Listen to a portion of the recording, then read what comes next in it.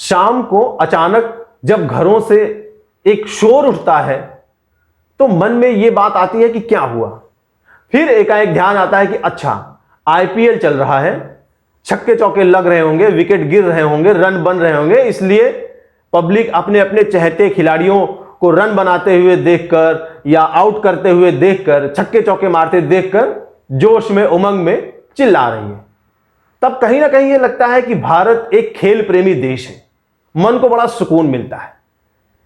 लेकिन जंतर मंतर पर बैठे इन पहलवानों की तकलीफ को देखकर, उनके साथ जो ये शोषण हुआ है उसके बारे में सुनकर, पढ़कर, देखकर यह समझ में आता है कि नहीं बॉस, भारत एक खेल प्रेमी देश नहीं है, भारत केवल क्रिकेट प्रेमी देश है। बात जब क्रिकेट प्रेम की होती है तो यह सवाल उठना बहुत लाजमी हो जाता है कि हम किस क्रिकेट से प्रेम करते हैं, पुरुष क्रिकेट या महिला क्रिकेट। और पता चलता है कि हम सिर्फ और सिर्फ पुरुष क्रिकेट के प्रेमी हैं, महिला क्रिकेट से हमारा कुछ लेना देना नहीं है। जिस स्टेडियम में महिलाएं खेल रही होती हैं क्रिकेट, वहां पर कितने दर्शक होते हैं, कितने स्पॉन्सर मिलते हैं इनको, कितने बड़े बड़े आयोजक मिलते हैं, नाम मात्र के दर्शक होते हैं जो इनको देखने के लिए जाते हैं। वो भी शायद उस दिन वो खाली रहते होंगे इसलिए वो चले गए, बस बाकी क्रिकेट प्रेम उनको वहां पर खींच कर ले गया। ये शायद यदा कदा किसी एक बहुत ही क्रिकेट प्रेमी और खेल प्रेमी में देखने को मिलता है। सचिन कितनी बार नर्वस 90s का शिकार हुए, उन्होंने कितने सिक्स मारे जीवन में, कितने फोर मारे, कितने 50 मारे, कितने शतक मारे, कितने एलबीडब्ल्यू हुए, ये सब हमको उंगलियों पे रटा है। धोनी, कोहली, युवराज, जडेजा, ये सब हमको याद हैं। लेकिन महिला क्रिकेट खिलाड़ी, उनके बारे में हम कितना जानते हैं?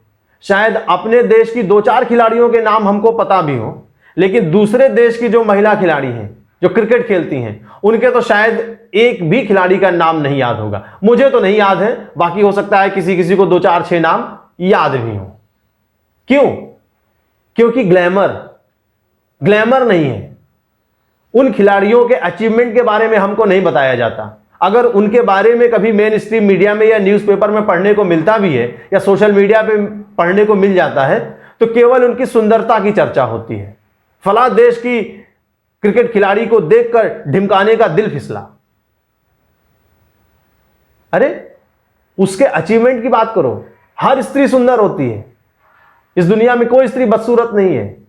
नजर आपकी है, नजरिया आपका है, सुंदर हर स्त्री है। और जब आप उसके स्किन कलर से और उसके शरीर की बनावट से उसके सुंदरता की बात करते हैं, तब फिर ये कुश्ती की जो खिलाड़ियां हैं बेचारी, ये गांव से, कस्बों से आने वाली हरियाणा, यूपी की छोरियां, ये दूध दूते हुए, भैंस दूते हुए दिखाई जाती हैं, घास काटते हुए, गेहूं काटते हुए, उपले बनाते हुए, मिट्टी में खेल रही हैं। ग्लैमर कहां है? जब ग्लैमर नहीं दिखाई पड़ता तो मेन स्ट्रीम मीडिया इनको दिखाती नहीं, इनके बारे में कुछ बात करती नहीं। ये ओलंपिक की रानियां ओलंपिक जीत के आती हैं, एक दिन नेता मंत्री सब जाकर इनके साथ फोटो खिंचा लेते हैं, उसके बाद भूल जाते हैं कौन क्या कर रहा है। विनोद कांबली के बारे में भी हमको अभी कभी कभी यदा कदा पढ़ने सुनने को मिल जाता है, लेकिन उड़न परी हिमा दास के बारे में, मैरी कॉम के बारे में जमाना हो गया कि हमने कभी पेपर में पढ़ा हो या कभी सोशल मीडिया में या कभी टीवी न्यूज में कोई इनके ऊपर प्रोग्राम दिखाया गया हो, कभी नहीं। तो आप समझिए, लेकिन मेन स्ट्रीम मीडिया इसको दिखाए ना दिखाए, जनता इनका समर्थन क्यों नहीं कर रही है? 6-6 दिन से ये जंतर मंतर पर चादर बिछा के सो रही है, पब्लिक कहां है? पब्लिक इनको सपोर्ट क्यों नहीं कर रही है? तभी मैं कहता हूं कि ये देश, भारत देश, ये खेल प्रेमी नहीं है, ये क्रिकेट प्रेमी है। अगर ये खेल प्रेमी होता तो आज जंतर मंतर पर जनता की भीड़ लगी होती। 1000 लड़कियों के साथ यौन शोषण का आरोप लगाया गया है और सरकार भी इस मामले में बिल्कुल नीलबटा सन्नाटा है, बिल्कुल संवेदनहीन है।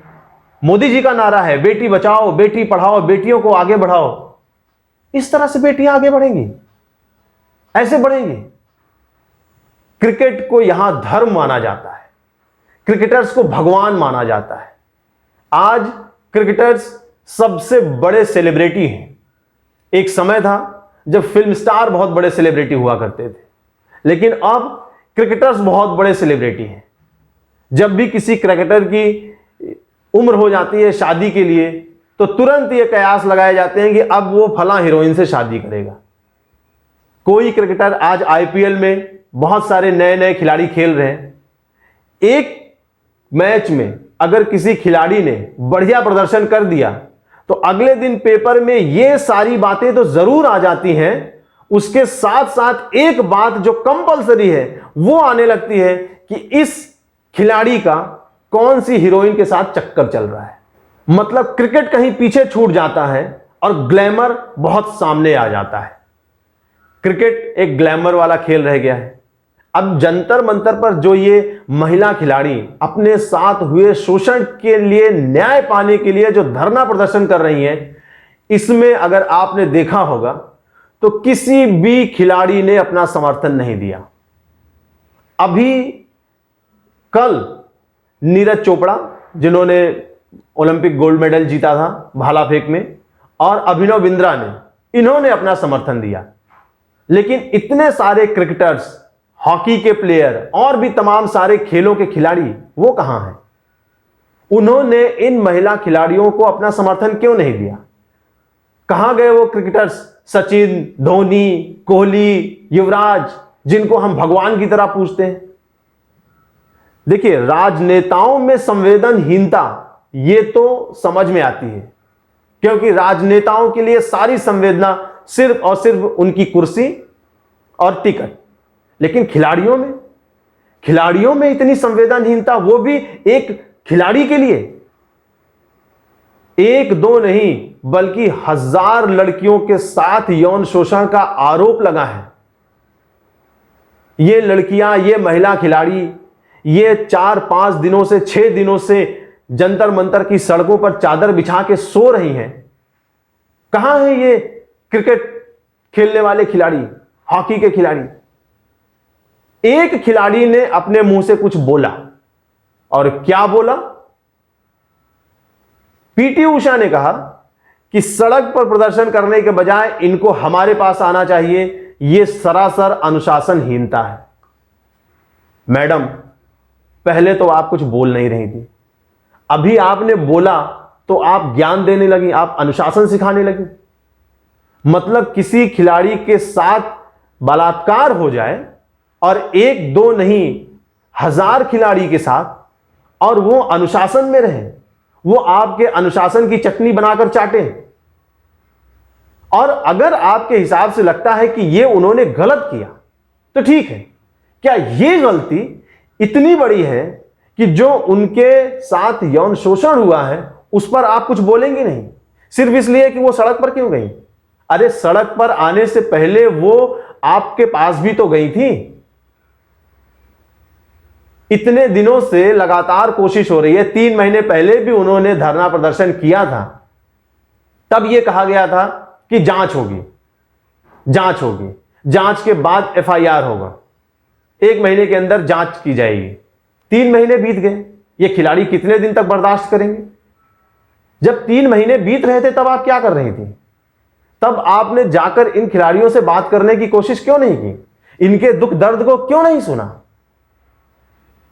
इनका दर्द भी तो एक दर्द है। या सिर्फ आपको भारतीय जनता पार्टी की तरफ से राज्यसभा का सांसद बना दिया गया है तो आप उसका कर्ज उतार रही हैं? आपके लिए सबसे पहली चीज क्या है? सबसे पहली चीज है कि आप एक महिला हैं, और एक महिला के ऊपर अगर यौन शोषण किया गया है, एक महिला अगर, और सिर्फ एक महिला नहीं 1000 महिलाएं अगर ये आरोप लगा रही है किसी व्यक्ति के ऊपर, तो आपका सबसे पहला धर्म है महिला धर्म। आपको सबसे पहले उस महिला के पास खड़े होना चाहिए। अगर एक लड़की आरोप लगाती तो यह माना जा सकता था कि शायद इसका कुछ व्यक्तिगत मामला होगा, व्यक्तिगत मंशा हो सकती है, लेकिन 1000 लड़कियां। तो सबसे पहला आपका धर्म था कि आप महिला थी। दूसरा धर्म था कि आप खिलाड़ी हैं। आप खिलाड़ी हैं तो आपको कम से कम अपने साथी खिलाड़ी की बात सुननी चाहिए। अगर वो आपके पास नहीं आई तो आपको उनके पास जाने से किसने रोक रखा था? किसने कहा था कि आप उनके पास ना जाएं? आप उनके घर जा सकती थी। आप 3 महीने पहले जब इन्होंने धरना प्रदर्शन किया था तो वहां जा सकती थी, या अभी जो 6 दिन से चल रहा था तब भी आप पहले दिन जा सकती थी, इनसे बात कर सकती थी।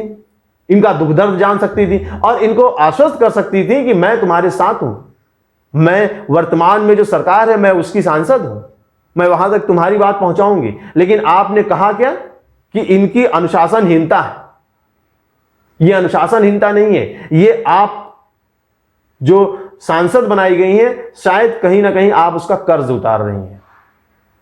दिल्ली पुलिस जिसने कहा कि 1 महीने में जांच करेंगे, 3 महीने बाद भी कोई जांच नहीं हुई और जो जांच आपने की उसकी कोई रिपोर्ट सार्वजनिक नहीं की। पता ही नहीं चल पा रहा है कि आपने जांच क्या किया। उन खिलाड़ियों को पता ही नहीं कि आपने क्या जांच किया 3 महीने में। भगवान का लाख लाख धन्यवाद है कि अभी भी इस देश में सुप्रीम कोर्ट है और उसकी बात सुनी जाती है। सुप्रीम कोर्ट ने जब अपना डंडा चलाया तब आपने जाकर ब्रजभूषण शरण सिंह पर एफआईआर करने की बात कबूली कि अब उसके ऊपर एफआईआर की जाएगी। लेकिन बात सिर्फ एफआईआर से ही नहीं होती, क्योंकि एफआईआर तो ब्रजभूषण शरण सिंह पर बहुत सारे हैं। जब वो चुनाव नहीं लड़े थे उसके पहले से उनके ऊपर एफआईआर है। बाहुबली है वो, न जाने कितने केस चल रहे हैं और इस केस पर भी उनके चेहरे पर जरा भी शिकन नहीं है। वो ये बात जानते हैं कि जैसे 36 एफआईआर वैसे 37वां एफआईआर, 40वां एफआईआर, उनको इस एफआईआर से कोई फर्क नहीं पड़ रहा है। बात सिर्फ एफआईआर तक सीमित नहीं है। खिलाड़ियों का साफ कहना है, वो जानते हैं इस बात को कि बात सिर्फ एफआईआर तक नहीं, जब तक उस व्यक्ति की गिरफ्तारी नहीं होगी तब तक हम अपने धरना प्रदर्शन से नहीं हटेंगे। अब एक चीज और गौर करने वाली बात है कि इस धरना प्रदर्शन में बहुत सारी राजनीति होने लगी। 3 महीने पहले जब धरना प्रदर्शन किया गया था तो इन खिलाड़ियों ने अपने मंच पर किसी भी राजनीतिक व्यक्ति को आने से मना कर दिया था। वृंदा करात जैसी नेता जब वहां पहुंची थी तो उनको बिल्कुल मना कर दिया गया था कि आपको मंच नहीं दिया जाएगा, आप आई हैं समर्थन कीजिए और जाइए। लेकिन इस बार इन्होंने अपने उस मंच को राजनीतिक लोगों के लिए खोल दिया। आम आदमी पार्टी जो इस तरह के मौके की तलाश में रहती है, फौरन उनकी मंत्री आतिशी और सौरभ भारद्वाज वहां पहुंच गए। ये वही आम आदमी पार्टी है जिसके नेता राशन कार्ड बनवाने के नाम पर महिलाओं का यौन शोषण करते थे। वीडियो जग जाहिर है। सबसे पहली जिम्मेदारी बनती थी भारतीय जनता पार्टी के नेताओं की, क्योंकि उनकी सरकार है, उनकी जवाबदेही है। उनको उन खिलाड़ियों के पास पहुंचना चाहिए, उनसे बात करनी चाहिए, उनका दुख दर्द समझना चाहिए। और ये जो सुप्रीम कोर्ट के आदेश से जो एफआईआर हुआ है, ये आदेश आज से 6 दिन पहले हो जाना चाहिए था। ये एफआईआर 6 दिन पहले ही हो जानी चाहिए थी। और 6 दिन पहले क्यों? जब पहली बार आरोप लगाए गए थे, 3 महीना पहले जब इन खिलाड़ियों ने धरना प्रदर्शन किया था, उसी समय अगर एफआईआर होती, गिरफ्तारी होती, जांच होती तो आज कोई ना कोई निष्कर्ष निकला होता। लेकिन भारतीय जनता पार्टी, उसकी शायद ये मजबूरी है कि ब्रजभूषण शरण सिंह खुद कैसरगंज से सांसद हैं और आसपास की 4-6 सीटों में वो बहुत प्रभुत्व रखते हैं, उनका इन्फ्लुएंस है, वो सीटें जिता सकते हैं या हरा सकते हैं। शायद ये डर भारतीय जनता पार्टी को उनके ऊपर कोई भी कार्रवाई करने से रोक रही थी। लेकिन देश में सुप्रीम कोर्ट है, अगर पार्टियां कार्रवाई नहीं करेंगी तो सुप्रीम कोर्ट कार्रवाई करवाएगा, वो आदेश देगा, एफआईआर होगी। खैर, एफआईआर हो गई है।